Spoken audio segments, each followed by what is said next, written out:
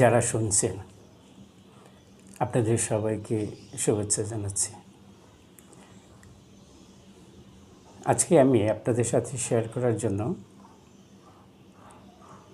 আমি যে বিষয়টি নিয়ে কথা বলতে চাই তা হলো যেসব ব্যক্তি পিটিএসডি সমস্যায় ভুগছে তাদেরকে আমরা কিভাবে সহজেই শনাক্ত করতে পারি সে বিষয়ের উপর একটু সংক্ষেপে আলোচনা করব আজকে। এই পিটিএসডি রোগীদেরকে শনাক্ত করার জন্য খুব সহজ যে উপায় তা হলো কিছু কমন লক্ষণ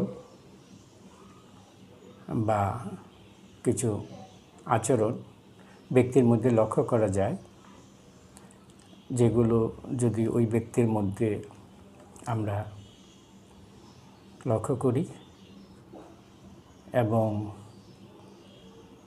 ব্যক্তির দৈনন্দিন জীবন এবং তার কর্মজীবনকে ব্যাহত করে, তাহলে আমরা ধরে নিতে পারি ওই ব্যক্তি সম্ভবত পিটিএসডি সমস্যায় ভুগছেন। তবে মনে রাখতে হবে, পিটিএসডি রোগ শনাক্ত করার জন্য সাধারণত যে লক্ষণগুলো আমি আজকে আলোচনা করব সেই সিমটমগুলো ব্যক্তির মধ্যে কম করে হলো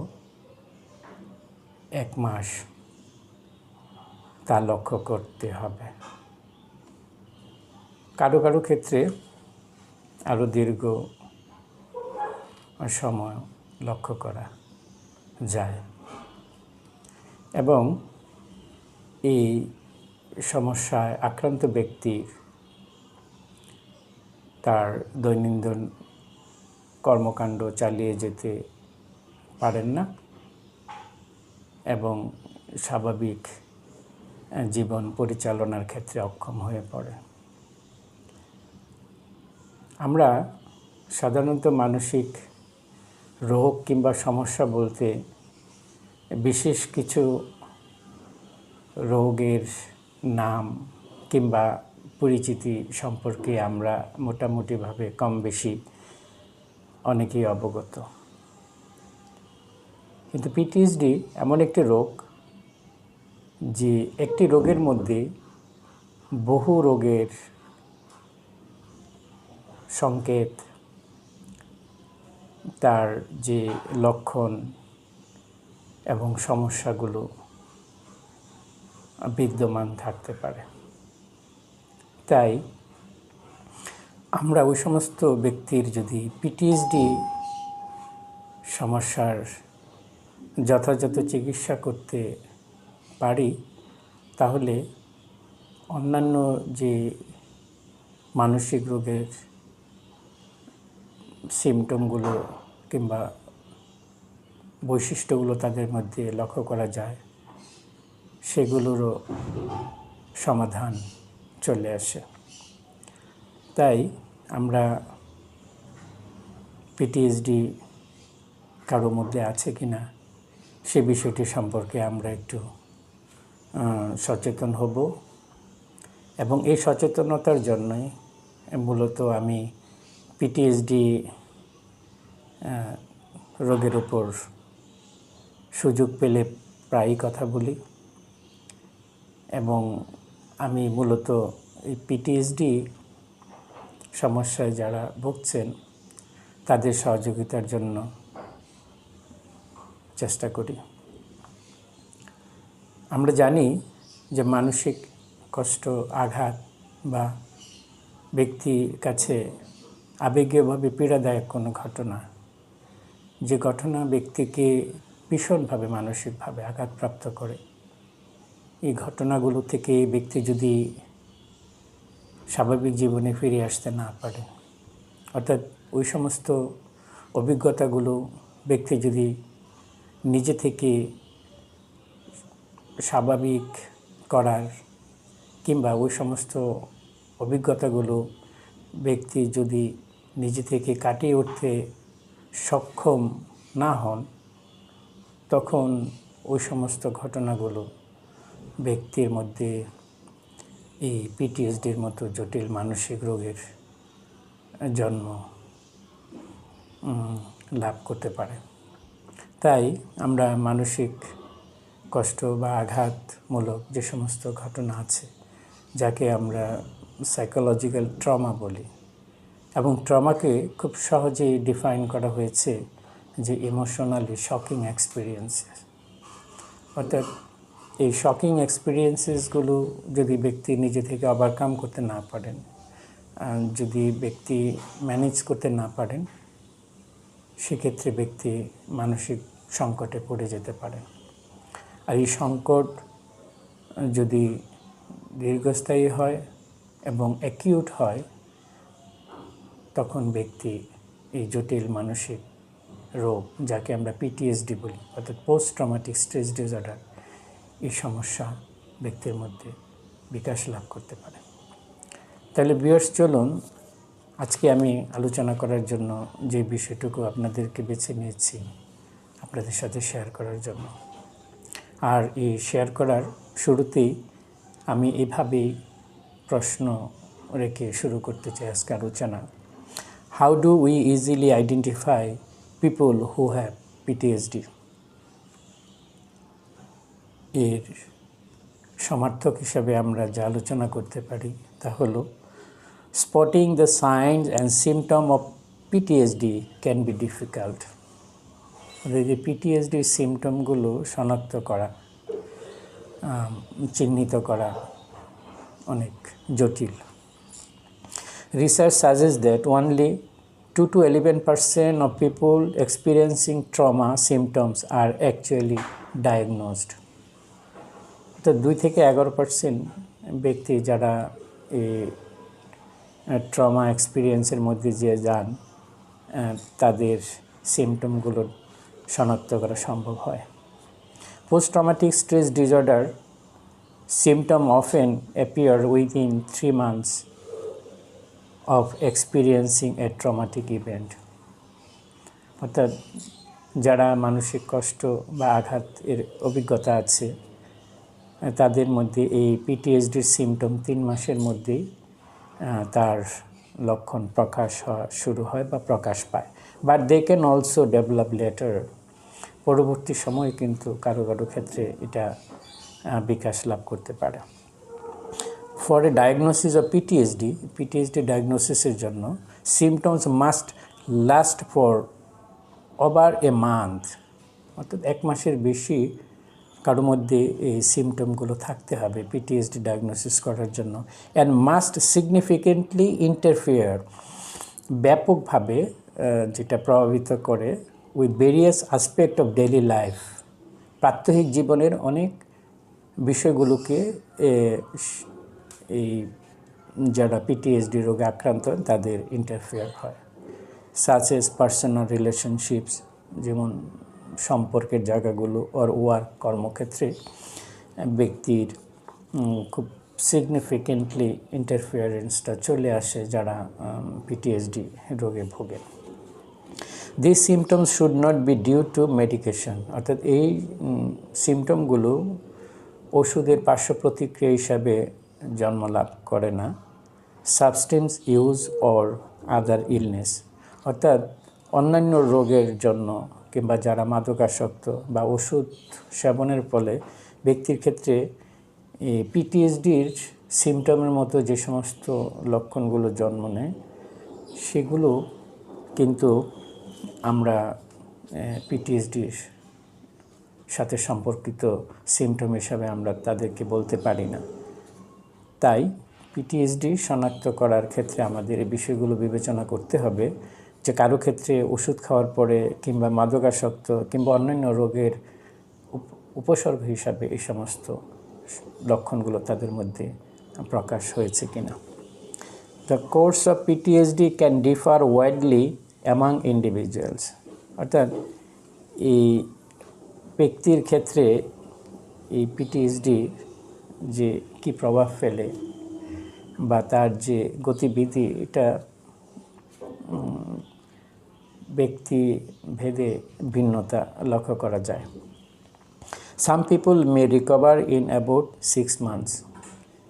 কেউ কেউ এই সমস্যা বা এই পিটিএসডি থেকে 6 মাসের মধ্যে তারা রিকভার বা ওভারকাম করতে পারে। While others may experience symptoms for a year or লঙ্গার।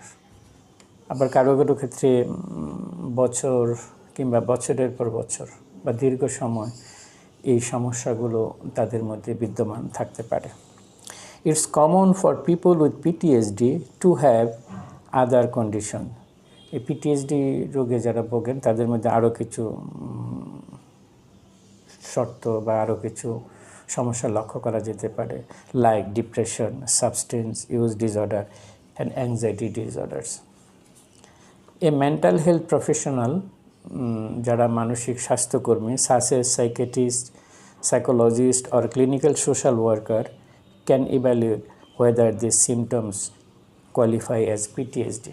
অর্থাৎ পিটিএসডি শনাক্ত করার জন্য সাধারণত যারা সাইকিয়াট্রিস্ট, সাইকোলজিস্ট এবং ক্লিনিক্যাল সোশ্যাল ওয়ার্কার, এটা তাদের কাজ, মূলত তারাই এই পিটিএসডি সিমটমগুলো শনাক্ত করেন এবং ব্যক্তি আসলে পিটিএসডি সমস্যা ভুগছে কিনা সে বিষয়গুলো তারাই নির্ধারণ করে থাকে।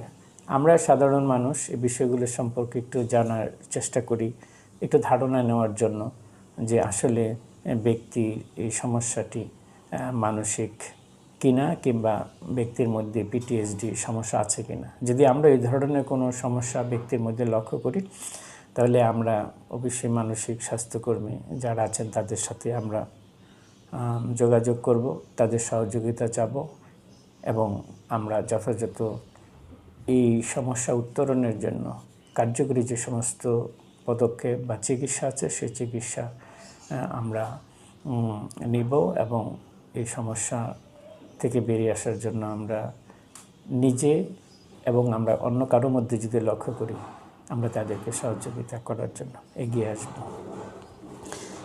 আমি আরেকটু এখানে আজকের আলোচনায় সংযুক্ত করতে চাই, তা হলো trauma can cause symptoms that diminish capacity to experience warm and loving feelings from others.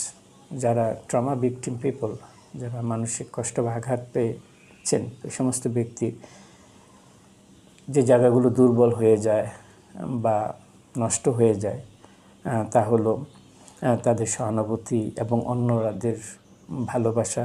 এই জায়গাগুলো তারা এই বোধটা অনেক সময় তাদের নষ্ট হয়ে যায় বা তারা হারিয়ে ফেলে, যাকে আমরা সংক্ষেপে ইমোশনাল নামনেস বলতে পারি। অর্থাৎ আবেগীয়ভাবে তারা ভোঁতা হয়ে যায় বা অনুভূতিহীন হয়ে পড়েন। Which can lead to profound negative change to self image. অর্থাৎ ব্যক্তির ক্ষেত্রে ব্যাপকভাবে বা আমরা গভীরভাবে বলতে পারি যে তার ব্যক্তি নিজের ইমেজ সম্পর্কে, ব্যক্তি তার নিজের সম্পর্কে তার ধারণাগুলো নেতিবাচক হয় এবং আইডেন্টি, তার ব্যক্তি নিজস্বতা, এই জায়গাগুলো অনেক সময় দুর্বল হয়ে যায় বা ব্যক্তি এই জায়গাগুলো যথাযথভাবে নিজেকে সেভাবে উনি বুঝতে বা নিজের অবস্থান তুলে ধরতে অক্ষম হয়ে পড়েন। And spark fears that often limit enjoyment of pleasurable activities. অর্থাৎ যে কাজগুলো ব্যক্তির মধ্যে আনন্দ দেয়, ভালো লাগার কাজগুলো ব্যক্তি এই জায়গাগুলো ব্যক্তির অনেক সময় নষ্ট হয়ে যায় বা এক ধরনের ভয়, ব্যাপক মাত্রায় ভয়। আমরা স্পার্ক ফিয়ার্স বলতে একদম হঠাৎ করে ভীষণ স্ফুলিঙ্গের মতো তাদের মধ্যে তাদেরকে ভয় আক্রমণ করে বসতে পারে, তাদের মধ্যে ভয়ের উদ্যোগ হতে পারে যে ব্যক্তির তার জীবনের বিভিন্ন ঘটনাগুলোর প্রেক্ষিতে এবং প্রায়ই লক্ষ্য করা যায় যে তাদের জীবনের আনন্দের বা ভালো লাগার কাজগুলো করার যে ক্ষমতা বলি, মানসিকতা বলি, চাওয়া বলি, সেই জায়গাগুলো কিন্তু সীমিত হয়ে যায় কিংবা নষ্ট হয়ে যায়। When people have symptoms following trauma exposure, মানে যে সমস্ত ব্যক্তি ট্রমায় আক্রান্ত অর্থাৎ পিটিএসডি রোগে ভোগেন, তাদের ক্ষেত্রে লক্ষ্য করা যায় যে যখনই তারা পুনরায় কোনো ধরনের ট্রমা এক্সপোজারের মুখোমুখি হয়, কোনো ধরনের পীড়াদায়ক পরিস্থিতির মুখোমুখি হয়, তারা কিন্তু আবার তাদের সেই মানসিক দৃঢ়তার জায়গা, শক্তির জায়গাটা বা যতটুকু তারা সুস্থতা অর্জন করেছে সেই জায়গাটা আবার হঠাৎ করে কিন্তু দুর্বল হয়ে যেতে পারে বা নষ্ট হয়ে যেতে পারে। এই কথাটা তারা বলছে। এবং তাদের মধ্যে হেল্পলেসনেস এবং হরর এক্সপিরিয়েন্স, যেটা তীব্র ভয় আতঙ্ক তাদের মধ্যে পুনরায় ফিরে আসতে পারে, এই কথাটা এখানে বলছে। যেমন when people have symptoms following trauma exposure, people may have recurring feelings of helplessness and horror. People also commonly experience panic attacks. যারা পিটিএসডিতে ভোগেন তাদের মধ্যে যে অভিজ্ঞতাগুলো লক্ষ্য করা যায়, যেমন তাদের মধ্যে panic attacks, feelings of self blame, নিজেকে দায়ী করা, and shame, chronically disrupted sleep, তীব্রভাবে বা ব্যাপক মাত্রায় ঘুমের সমস্যা, and relationship conflicts with loved ones, অর্থাৎ যারা তাদের ভালোবাসার মানুষদের সাথে কিন্তু তাদের সম্পর্কের জায়গাটা কিন্তু চরম মাত্রায় দ্বন্দ্ব বা সংঘাতময় হওয়ার সম্ভাবনা থাকে। এগুলো তারা এখানে বলতে চেয়েছেন। আমরা এখন কিছু সিমটম এখানে আমরা একটু আলোচনা করি, যা থেকে আমরা সহজেই বুঝতে পারি যে এই ব্যক্তি পিটিএসডি সমস্যায় ভুগছে কিনা। এই সিমটমগুলো যদি কোনো ব্যক্তির মধ্যে লক্ষ্য করি, এবং আমি পূর্বেই আলোচনা করেছি, ব্যক্তির মধ্যে কম করে হলো 1 মাসের বেশি এই সমস্যাগুলো, এই সিমটমগুলো থাকতে হবে, এবং এই সমস্যাগুলোর সাথে সাথে ব্যক্তির যে দৈনন্দিন জীবন, তার যে কর্ম, এই সমস্ত জায়গায় কিন্তু ভীষণভাবে সমস্যা লক্ষ্য করা। অর্থাৎ ব্যক্তি স্বাভাবিকভাবে নিজেকে অন্যদের মতো নিজেকে স্বাভাবিকভাবে দৈনন্দিন কর্মকাণ্ডে এবং অন্যদের সাথে সম্পর্কের জায়গাটায় কিন্তু সেভাবে তারা রক্ষা করে চলতে পারেন না। তাহলে চলুন আমরা এই কিছু সিমটম জেনে নেই। এই সিমটমগুলো যদি আমরা ব্যক্তির মধ্যে লক্ষ্য করি, তাহলে আমরা বলতে পারবো যে তাদের মধ্যে পিটিএসডি রোগের সম্ভাবনা আছে।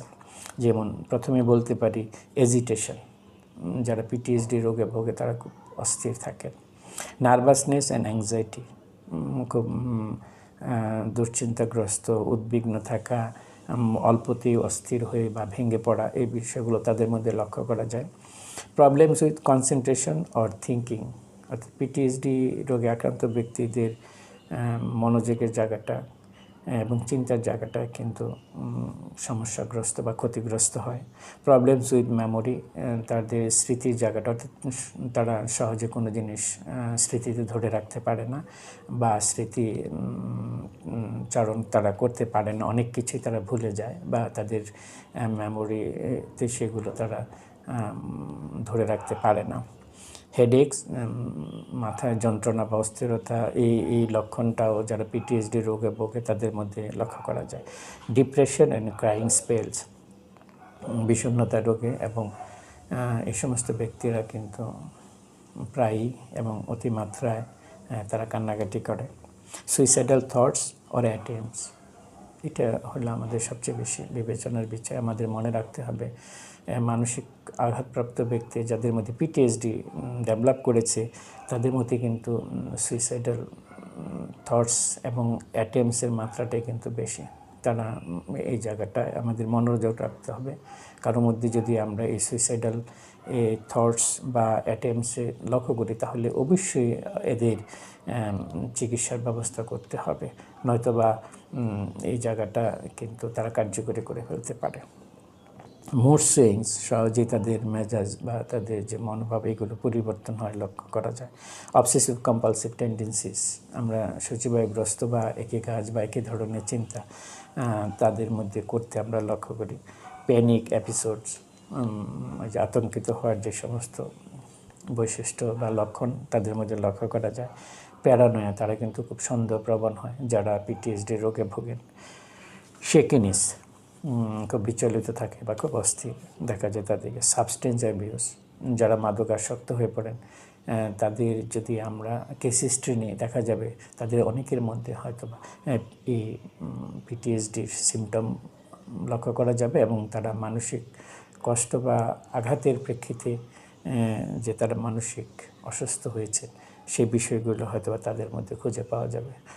এবং এই সমস্ত ব্যক্তি যদি আমরা ট্রমা ইন্টারভেনশন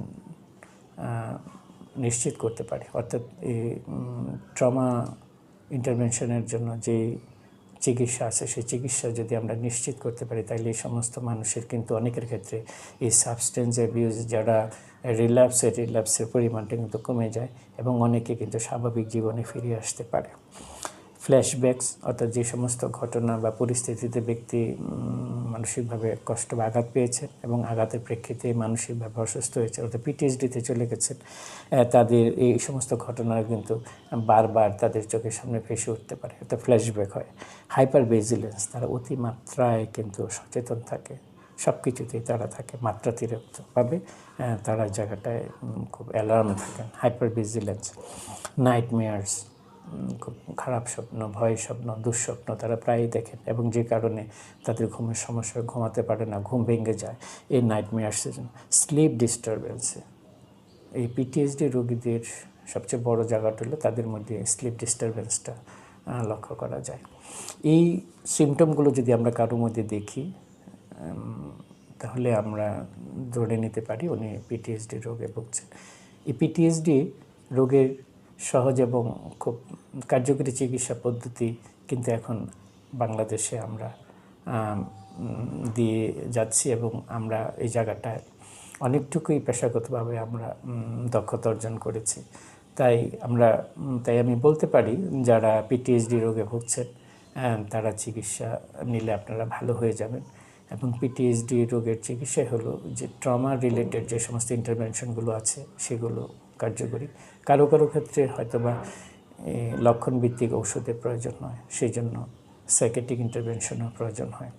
কিন্তু পিটিএসডি রোগের যথাযথ কার্যকরী চিকিৎসা পদ্ধতি হলো সাইকোথেরাপি, এবং সাইকোথেরাপির মধ্যে সবচেয়ে সহজ এবং দ্রুত কার্যকরী চিকিৎসা পদ্ধতি হলো ইএমডিআর, যে ইএমডিআর নিয়ে বাংলাদেশে অনেকেই কাজ করছেন, তাদের মধ্যে আমিও একজন।